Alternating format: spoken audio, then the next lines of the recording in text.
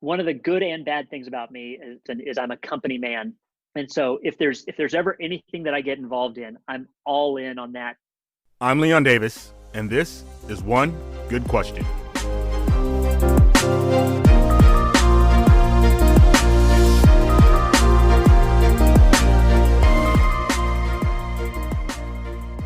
Hello, and welcome to the second episode of One Good Question. I'm Leon Davis, your host. If you didn't get an opportunity to listen to our first episode, please go back and check that one out. My guest, Brandon Bedford, is a great friend of mine, and we talked about how he manages his restless creative mind. Today's guest, David Knight, is also a great friend of mine. And not only is he a great friend, but he's also my first roommate after he graduated high school. He showed a lot of great patience dealing with all my knucklehead friends back when we lived together. But those are stories for another day. David and his wife Kylie are both Christian Illusionists that travel the world sharing their message. David has loved magic since before I met him back in high school. We talk about how he was able to find something he loved as a child and then run with it as an adult. I have also added a great, short bonus interview at the end, so be sure to check that out. So let me go ahead and get you to David Knight, answering his one good question. David, you're one of the very few people I know who has pretty much known what you wanted to do from an early age and then went on and did it. What factor or factors in your life allowed for you to fully embrace your passion at such a young age and then go ahead and run with it? Man, that's a really good question. It's funny.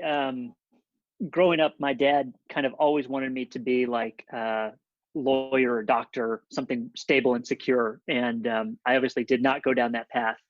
And so in some ways you would almost think that my dad was not entirely supportive of what I do. And in some ways he wasn't. But the one thing he did teach me early on is you can do anything you put your mind to. And I think once I kind of owned that statement for myself and kind of was able to look at it and go, okay, I can do anything I put my mind to. What is it I want to put my mind to? And then realize that this was it. I think that's kind of what helped me to do that. And then on the flip side, my mom has always kind of been the kind of person who encourages you to be who you feel like you're supposed to be. And so having that kind of as my background, I think really helped me to get to a place where I was able to recognize I wanted to be a magician, and I knew it at 12 years old. I read a book about Houdini and I said, that's what I want to do with my life, and was fortunate enough to find ways to do it and to feel confident enough to do it. I still struggle with it sometimes, but generally speaking, I think that's kind of how I was able to make that happen. Awesome. So can you go into some of the maybe challenges and things you had to overcome to get there? Sure. So, one of the challenges is as a full-time illusionist magician, and I get people asking me the question all the time, how did you do this? How did you get started? Is there school? Did you go to Hogwarts or anything like that? And there isn't a school for it. There's no class, in college that you can go and study and get a degree and then, go to people and say, look, I have a degree. You should hire me for your event. So that's certainly one challenge. It's kind of overcoming that piece of it. Another challenge is just the general day-to-day thing of it. I think, especially when I was younger, looking at being a magician, it was kind of the idea of, I wouldn't have to do like a regular job.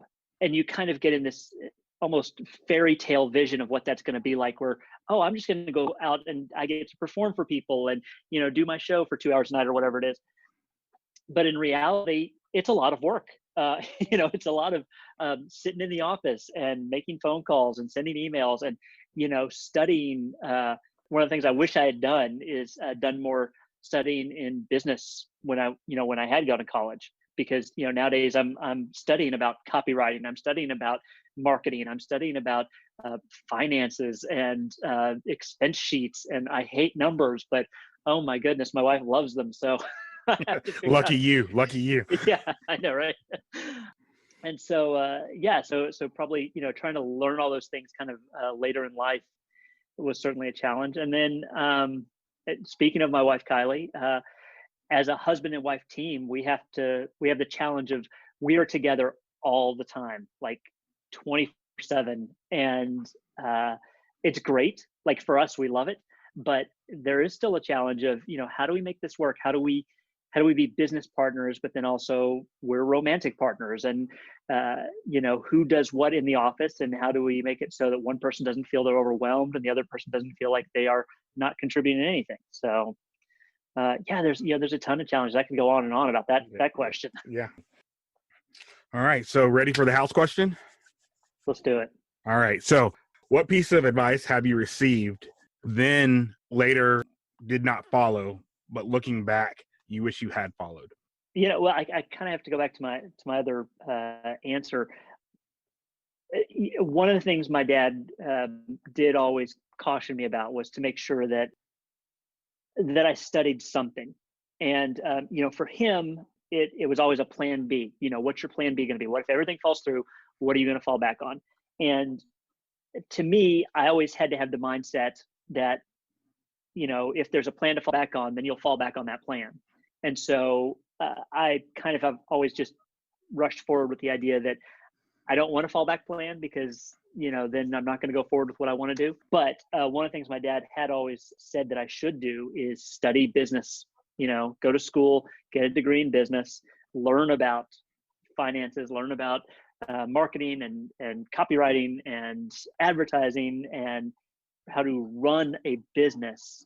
Because I think if I'd really studied that and really taken that to heart, I would be much further along in my career right now. And I would be, I think, more secure in the business aspects of what I have to do to make this whole thing happen.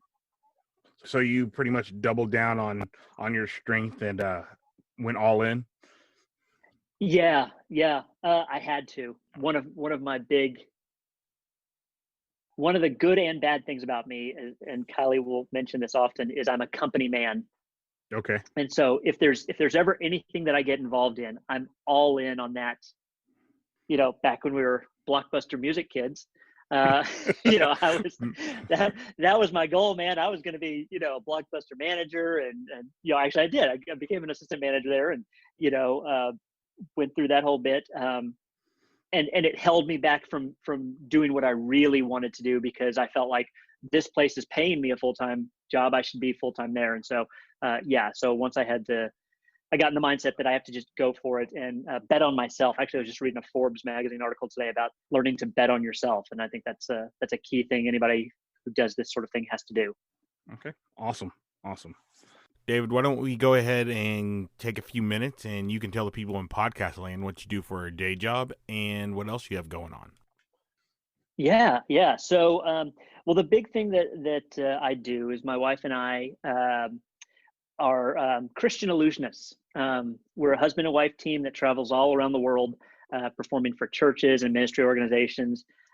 We have a show that we say is high quality, family friendly entertainment, really with the purpose of getting people to come in, enjoy an evening, and bring them to a place where they're willing to hear a message about our value and uniqueness as beings who are created in the image of God. That's the heart of our ministry. And we love it. We get to do it, like I said, all over the place. In addition to that, we also offer a workshop for people so they can learn how to share their faith in an easy, organic way, because I know a lot of people struggle with that. And then what's become a real big passion for us over the last few years is work we're doing in Uganda. We have partnered up with our pastor, actually, to create a nonprofit organization called Uganda Shoe Trees. And what we do is we raise money to buy shoes for children in Uganda. We've been sponsoring a young girl over there for about 8 years now, and helping her get through school. And while doing that, we realized there were millions of children in Uganda who could go to school but are not allowed to go to school simply because they don't have the proper pair of socks and shoes. So this organization, we raise money to buy shoes for children over there so they can go to school. It's called Uganda Shoe Trees because in addition to the shoes that they get, which are in addition to just getting shoes, we're actually also teaching Ugandans to be cobblers, helping them to set up their own businesses as cobblers and then buying the shoes from them. So we're helping to invest in the economy there. And then the tree part comes because each child who gets a pair of shoes, they get 2 fruit trees. One tree gets planted on their school's property to add to the nutritional value of their lunches. Most of their lunches are simply rice and beans every day. And so when you add nutritional elements, nutrients and vitamins and things like that into their lunches, they become better learners. And so it helps to get them to be more on board with what they're doing in school, stay awake so they can actually pay attention and listen to the lessons. And then and they also have to take care of that tree. So it teaches them conservation and creation care. And then the other tree actually goes to their home to help feed their families, which is a huge thing over there. So it's a win-win-win all across the board. $20 will help sponsor a child with a pair of socks and shoes and 2 fruit trees. And we actually have developed several routines in our show to give us the opportunity to speak about that during the course of our production. That's a really worthwhile cause, man. I like that. It's really cool. We love it. For Uganda Shoe Trees, anything Uganda Shoe Trees, honestly. We've got ugandashoetrees.com, and then you can go to our Facebook page, facebook.com/Uganda Shoe Trees. We do have several other social media channels, but those are our 2 main ones. Okay, awesome. Well, we'll definitely go check that out. I know my wife and I definitely go look at that. Appreciate we're that. always looking at ways to give back. Well, I thank you very much for your time, man. I appreciate it. I'm going to let you get back to your day because I know you're really busy.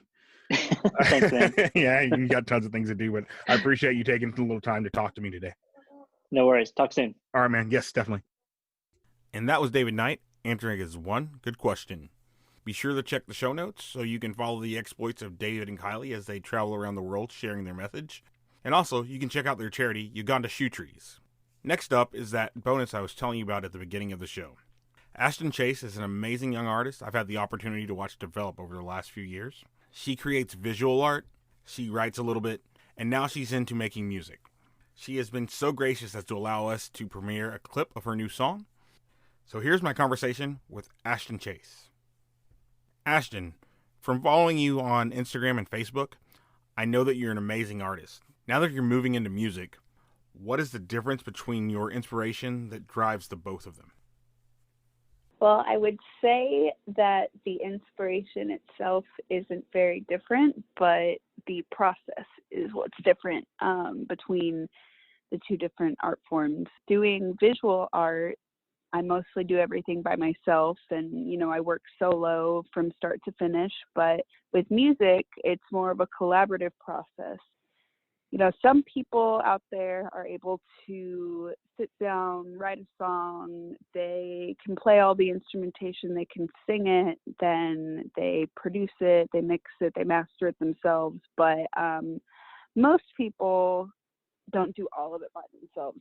Like, I usually sit and write with my friends, and then we come up with the music together, we come up with the melodies, and then I'm not personally trained in mixing and producing, so that's where whoever I'm working with kind of takes over the reins, and then we go over it together as it's built up. And I offer my thoughts on what I think could sound a little bit better, what could be tweaked. So I would say the main difference is collaboration. Collaboration. Awesome. So do you want to tell us a little bit about the song you're sharing with us today? Yes. So this is actually a cover of a song by Dusty Springfield. I definitely recommend looking up her version. It's from the 60s. It's I think it's 60s. It might be 70s, but it's old school. It's super sultry. And my friend showed it to me a while ago. Really random. His dog's name is Dusty, and I was dog sitting for him, and I asked why he named the dog Dusty, and he showed me this Dusty Springfield song, and I fell in love. And it has a perfect place on this album that's coming out, because the album is all written from dreams that I've had. And this song is called The Windmills of Your Mind. And so it's kind of about the inner mechanisms of your mind. So I thought it was a perfect fit. Awesome. Well, I had a chance to listen to it. You sound great. It's a great song. So I would definitely look up the Dusty Springfield version of that. Yeah, awesome. I wish you all the best. Is there anything you have coming up that you would like to plug, like other than your album, or you going on tour anytime soon?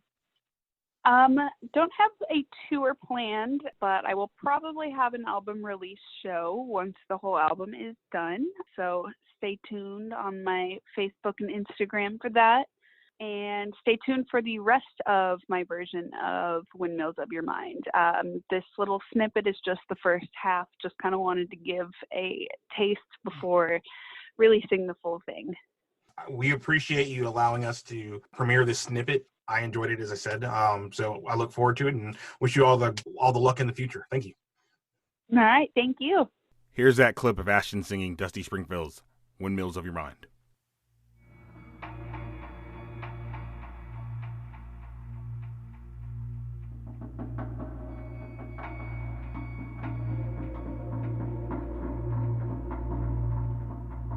Round like a circle in a spiral, like a wheel within a wheel, never ending nor beginning on an ever spinning reel, like a snowball down a mountain or a carnival balloon, like a carousel that's turning, running rings around the moon, like a clock whose hands are sweeping past the minutes of its face, and the world is like an apple whirling silently in space,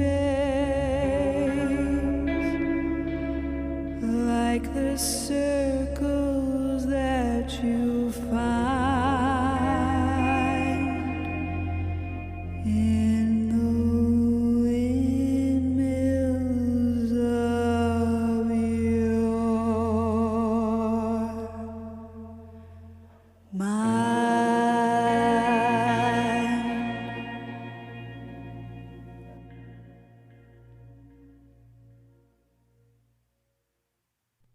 That was Ashton Chase covering Dusty Springfield's Windmills of Your Mind. I would like to thank you for joining me today. Once again, I would like to remind you to check the show notes so you can follow David and Kylie as they travel around the world sharing their message, and also check out their charity, Uganda Shoe Trees. Thank you for listening to One Good Question. I'm Leon Davis. Theme music by DJ Seth Lowry. Find us on Spotify and Apple Music, or wherever you listen to podcasts. For a full list of where to find us, check out our Facebook page or click the link in the show notes.